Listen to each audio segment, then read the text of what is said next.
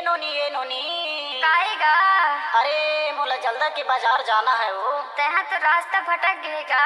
अरे तू रास्ता बता दे नोनी। एदे मेरे जावे जाना है मोला जलदा के बाजार अवे लोगे लइका आए वही नोनी देखे सुंदर हजार।